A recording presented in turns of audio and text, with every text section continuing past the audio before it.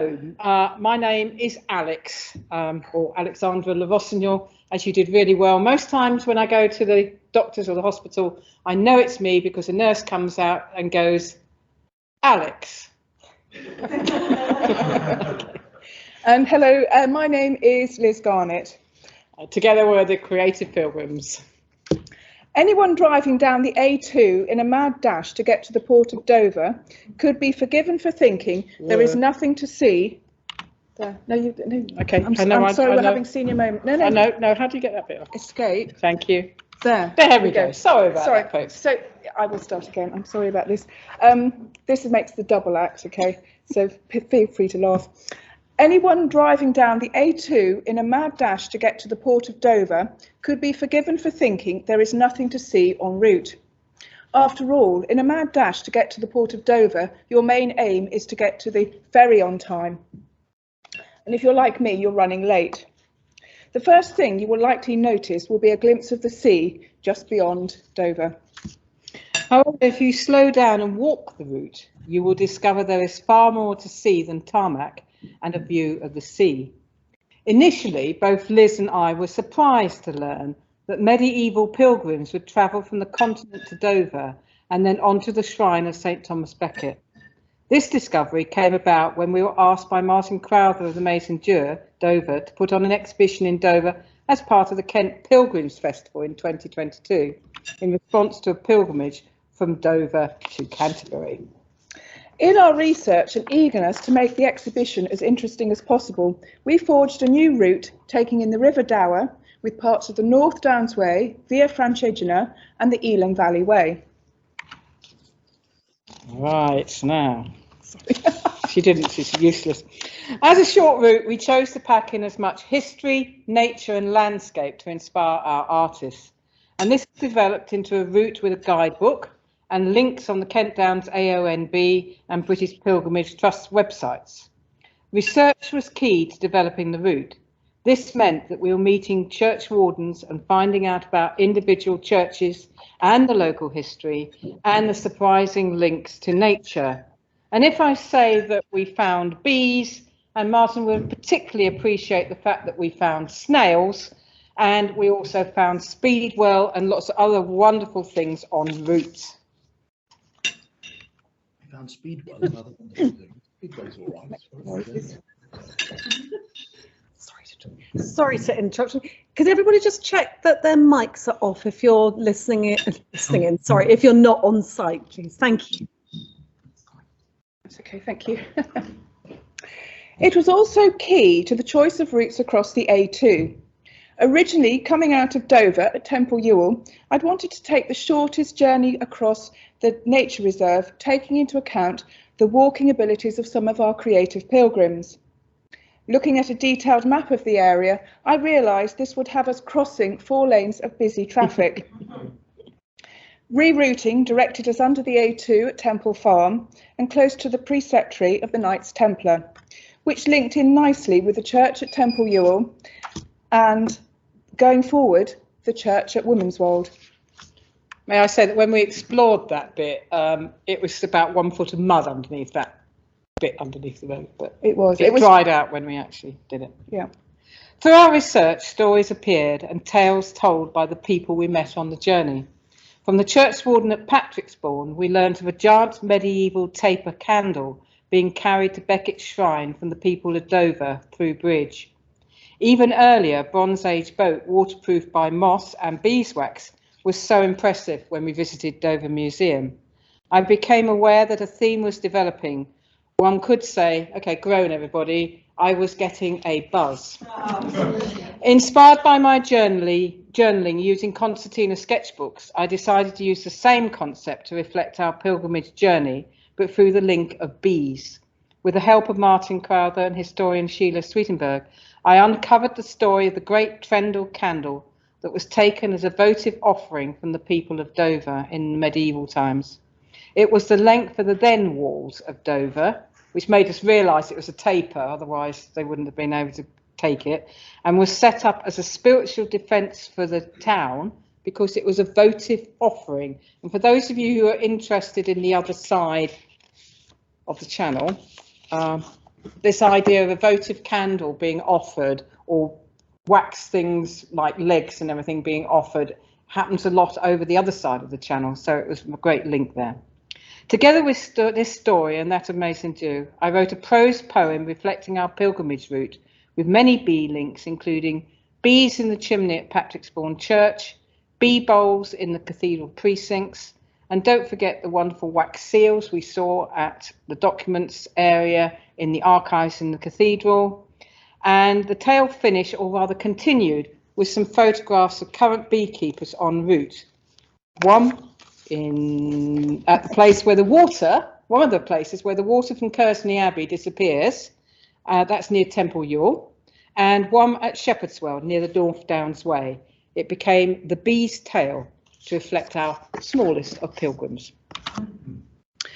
At Dover, medieval pilgrims would seek out a hagstone on the beach and take it to St Edmund's Chapel as an offering. These flintstones have been so weathered by water that they have holes in them, and it was believed that these stones would bring good luck. So they made suitable talismans for the medieval pilgrims. As pilgrims, we found this fascinating, the task of hunting on the beach for a stone with a hole in it, and then imagining their stories and thinking about medieval pilgrims who had travelled from Europe. These would have been the young and the old, the fit and the sick. Now, we wouldn't have found this or discovered this story if it hadn't have been for our slow pilgrimage and an hour spent at St Edmund's Chapel with an excellent guide.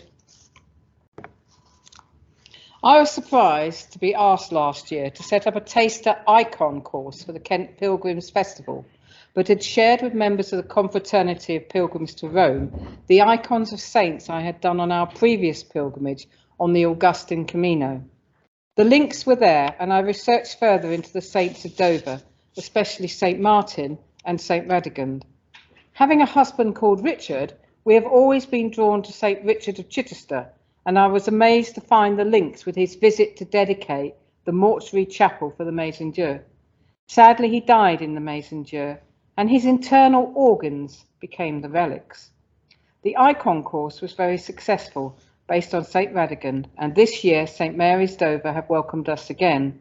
I see the course as a way of people to do a quieter pilgrimage through art, offering a place for people to feel welcome, whatever their faith.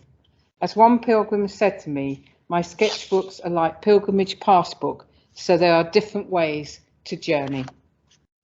Another story we learnt while we were on a research trip to Canterbury Cathedral was about the chough. And as luck would have it, the Kent Wildlife Trust were starting to establish a colony of the birds on the downs above Dover last year. Wherever you look in this part of Kent, you will see the iconic black bird with red beak and feet. As you can see here, we've got the chough at Dover Castle, and then 3 pilgrims standing outside what I like to think of as the Pilgrims' Privy in Canterbury, and just above them you can see the Canterbury coat of arms with the 3 choughs. Very sadly, this privy is locked, which as a pilgrim, need I say any more? And I don't know if anybody here knows where this privy is. Have we got a hat? Ah, excellent. Oh, brilliant. Well done. Gold stars all round. The architecture is varied along the route, starting with the ruins of St Martin le Grand, which was once bigger than Canterbury Cathedral. These are hidden away behind a fence near the Dover Museum and Library, but can be seen from above if you walk up the steps. This highlights the importance of travelling slowly so you don't miss things. And we were very grateful for Martin, who got us in, so we did actually walk through it. Thank you. You found a dragon, didn't you? We did. Lots of graffiti and dragons and horses and yes. Modern and ancient graffiti as well.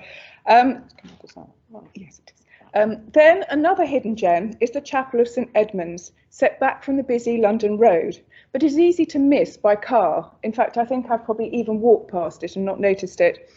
The small flint chapel was built as a mortuary chapel for the Maison Dieu and dedicated to St Edmund by his great friend St Richard of Chichester, and this was one of the first ports of call for pilgrims, medieval pilgrims from the continent. Martin Crowther will be talking more about reawakening of Maison Dieu. So we thought we wouldn't bore you twice today, but we were amazed to find that it was, I get my own back there, that it was one of the biggest pilgrim halls in Europe and a key staging post for pilgrims on their journey to Canterbury. There are still signs of Dover's industrial heritage along the River Dower. A chance to stop and admire the buildings that... Yes, okay. She can't read her own writing. I cannot read my own writing. I have reworded this. So yes, so we've got Crevel Corn Mill, which is has been renovated, and you can actually visit it. And we use this as an opportunity to stop and actually admire the building, as well as some swans. I won't say how many pictures Liz took of the swans, but it was quite considerable. I'd also like to say that the River Dower, there's also great connections with breweries, as we found during the Pilgrims Festival when we had our own beer made, didn't we, Martin? It was excellent. So a lot of industry, paper mills, breweries, using the water. Very important. The variety of architectural styles, so we're on to the next one. The variety of architectural styles of churches along the route impressed me, particularly as I like to go to France quite a lot. And Coldred Church is a small, intimate little church with a roof which is reminiscent of the French roofs of the French region of Burgundy. So I don't know if anybody's been there, but that's what I saw when I saw that church. And I think that's the thing, is on any pilgrimage you will notice different things and you will take away something new. Well, I was the person who said we had to go to Barfreston after having read up about Henry Moore. So this is St Nicholas of Barfreston. My great memory of our first visit there was Liz parking right by a wall on her side of the car and having to climb out past the steering wheel to get out, but it is a bit hard to park around it. It was an inspiration to Moore when he lived in the area. In the medieval period, the village was one of the stopping places on the way to Becket's Shrine. It is thought that it was a small version of a larger Norman church, so that in a way it was sort of an IKEA kit church where they knew what they wanted to put in, but the actual base area was smaller than they were going to usually use. You can arrange to visit it. It is sadly locked now because of the well-known vandalism, etc. But if you go onto the parish website of the group of churches, you can find somebody to contact. They will open up for you to go and have a look inside at the wonderful carvings. But you can see a lot outside if you don't get the key. It will just blow your mind. So look out for a bear playing a harp, a hare toasting a partridge, dancers, various beasts, knights, and many Christianized versions of pagan imagery. It is quite simply a jewel box and often missed. Oh, it's me again. Sorry. This is the way she organises it, isn't it? Arrived at Kingston Church, which is on, when you're coming from Dover, is on the left-hand side on the A2. You just vaguely become aware that Kingston is on that side.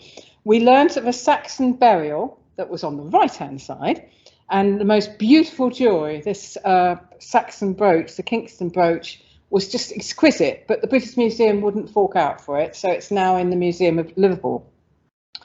It was a burial of a princess and the remains of a small child at her feet, so quite poignant.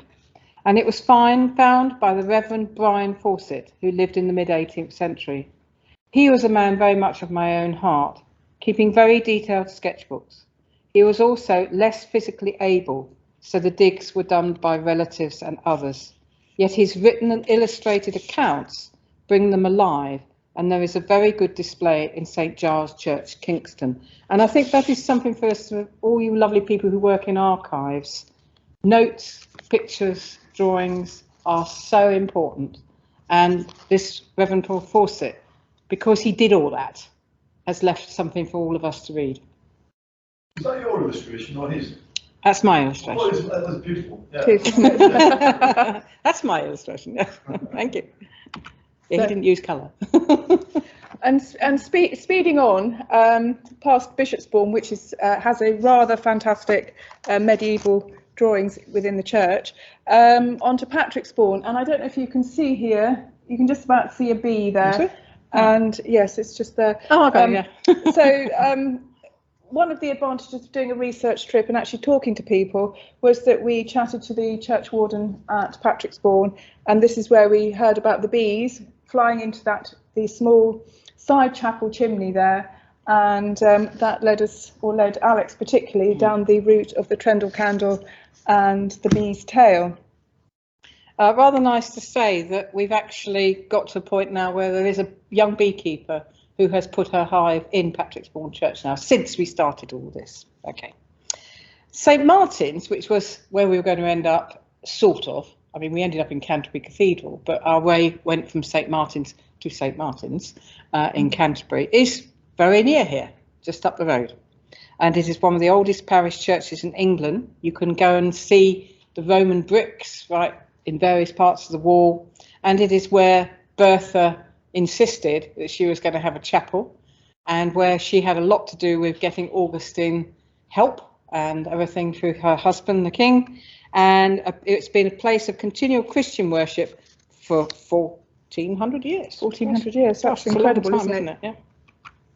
So the last stop on our route is Canterbury Cathedral, where the site of the murder of Thomas Becket is marked.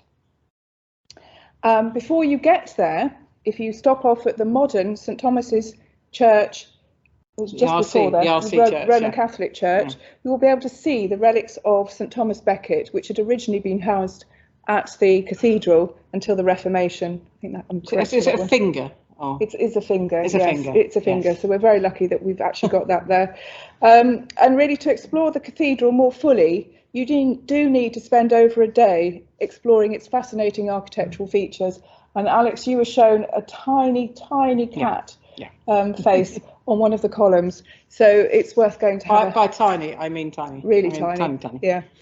So it's worth going to have a look. It could take you weeks actually to find it. So, whoop, okay.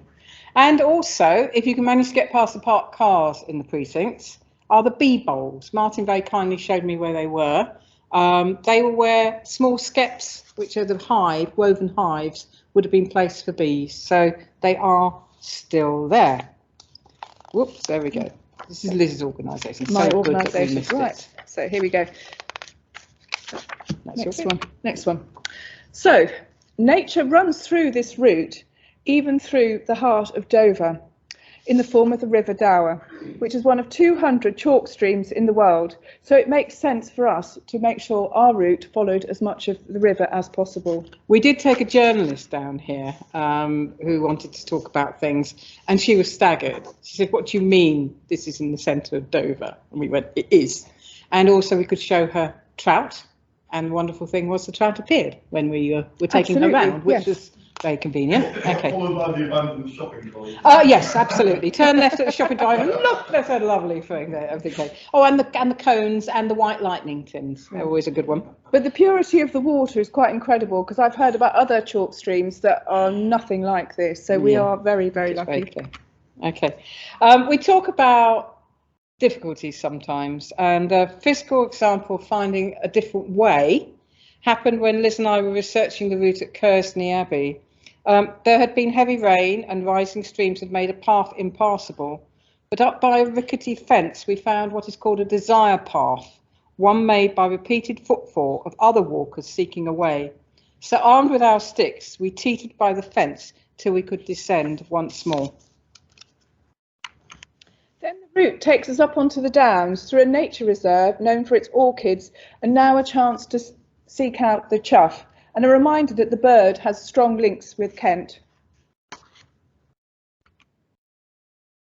Further along we dropped down off Downland at Barham Downs through wildflower meadows with wonderful poppies and field daisies. I mean, they're absolutely spectacular. I mean, this is what we want to see in our nature, is to see masses of poppies and white daisies. And this is something that you miss, because you could see this if you looked out of the car window. If you weren't driving, you would see the mass of poppies at a certain time of year. And it was at this point on our research trip that we discovered the tiny, tiny blue flowers of the speedwell. And basically this means speed you well, and it has become a symbol for the pilgrims, medieval pilgrims, who would wear them in their cloaks to keep them safe. The link being that the Latin name includes Veronica, which was like the veil of Veronica that had the face of Jesus on it. So this is the link and why they are special spiritually. Yeah. We then followed the Nailbourne, which you can see is flowing well there, which I think is the word, an intermittent river which flows from a holy well at Lyminge and joins the Little Stour and the Great Stour rivers before eventually reaching the sea at Sandwich. And may I say it does flow, because I had a friend who used to be Vicar of Bridge, Patricksbourne, Beaksbourne, all that lot, and there were times when he couldn't get to services because the Nailbourne had flooded. We were then back onto the Downs with a straight run to Canterbury from Patricksbourne. Whoop, I've done it again. You've done it again. Hang on. Sorry. Okay. There. So used to using a mouse. So, what inspired us to get under the skin of this area and not just produce a series of landscape and architectural images? We started with a map. Do you ever wonder what goes on in the folds of the maps? Okay, you know that bit where you unfold it and you think, what's just there? The bit you can't quite see. Yep, I'm totally old school. Nothing, absolutely nothing beats a good map. Be it medieval in the Canterbury archives or a good old ordnance survey with no worry about whether my phone batteries have died or I can't get a signal, as happened when I was on the North Downs. I too love a physical map, but discovered on our first pilgrimage that we were frequently lost. It is quite easy to do. We're very good at that. Because we like to think that we were absorbed in the landscape, but a lot of the time... That's our excuse, we can't map read. We were also nattering rather too much. So I discovered the advantages of the Ordnance Survey app, which will tell you exactly where you are and how far you are off the route. Know that something. It is also worth remembering that if you get lost, you get a chance to see things. Now, we weren't lost at this moment, but twice when we've been on pilgrimage, we've had unexpected bird incidents. This one we found at Kersney Abbey on its owner, and the bird was on his glove looking at a rat that was running around underneath the trees. And so if you don't have time to stop and stare, as a well-known poem says, you don't see a barn owl. That's right. So we soon learned to accept getting lost, and through the creative pilgrims, we developed the concept of slow pilgrimage. We took a route and split it into bite-sized pieces, thus giving us time to draw, explore, and drink in the landscape and architecture. Although, according to The Guardian, we only drink in tea rooms. I don't quite know where that came from, but we have been ribbed ever since that article came out. That was at the end of our pilgrimage, may I say. Excuse me, that was Canterbury. That was at the very, very end. It was one of many cake stops. I'm not the most mobile person. This is something we've been talking about amongst all of us here, having had back trouble. So being asked by Liz to go on a pilgrimage was an interesting challenge. Having embarked on this particular journey, I have often wondered how to cope physically or how far I should push my body. Recently, I was worrying about how much I could walk when running a creative experience workshop, and the words "you'll find a way" came to me. We didn't expect our pilgrims to walk all of the route, preferring to give them the freedom to explore and stay longer in set places. And tree hug. Now, there's a really nice thing to do is to tree Absolutely. hug. So if you haven't tried it... You can see why it takes us so long to do a mile, can't you? And a talk. And a talk. Okay, I think we're back onto that one again. Yes. Not able to yomp far? Okay, and hands up who can't yomp very far. I can't yomp very far. I can do small bits. No problem. Sit where you are. Look at what is around your feet. Look for the plants. Look for what view you can see in the landscape. Listen to bird song. Even listen to cars and trains. I mean, it was interesting on the Augustin Camino, walking across the high-speed railway line. You know, that was a completely different experience. Listen to the wind and use your imagination. And do a spot of bark rubbing. Oh, you've done it. Changed that. I've done it again. You've done it again. There You you just go. have to hit the button. I know, I've got it now. No, you haven't done it. There we go. Okay. Sorry, we are a double act. So what is a slow pilgrimage? For us, it's making a pilgrimage possible by breaking it down into manageable distances. We then added artists, which slowed us down even more. because we started to see the environment around us in a different light. We were sharing what we saw with each other, and each artist saw different things. We would also stop and chat to people and animals along the route. Now, walking through a field at Kingston, 3 of us started barking at some sheep. No idea what the farmer thought of us, but we enjoyed our conversation. So for us, the journey wasn't about covering 20 miles in a day, but about how much we saw. The journey for us has been enriching, particularly starting with our research trips and the fun we had exploring the proposed route. Adding in fellow pilgrims made an important dimension to what we were doing. And with our exhibition at the end, this became a pilgrimage in itself as we guided visitors around the exhibition. You too can take time to see and hear the stories, or write or sketch your finds. And I know there are people here who are writing poetry, who are taking photographs, who are doing notebooks. You're all doing what we would advocate as a good idea. Your journeys give you a chance to explore further that which is hidden. Local author Catherine May from Whitstable, in her new book Enchantment, I don't know whether any of you have read it, but it's a really good read, says this: when we tell the stories of the things that inhabit our land, we help newcomers to read the deep terrain around them and perhaps to feel a little more at home. And storytelling is always an exchange. When we listen to what is told us, we enrich our mythology. Kent is more than a place to pass through on the way to the continent. Forget seeing Dover from a traffic queue. Put on some walking boots, get a stick or 2 for support, gather a notebook, and don't forget your map. And I'm sorry, in true pilgrimage style, we have run over. Yep, well, it wouldn't be us if we hadn't. So I'm very sorry about that. Thank you.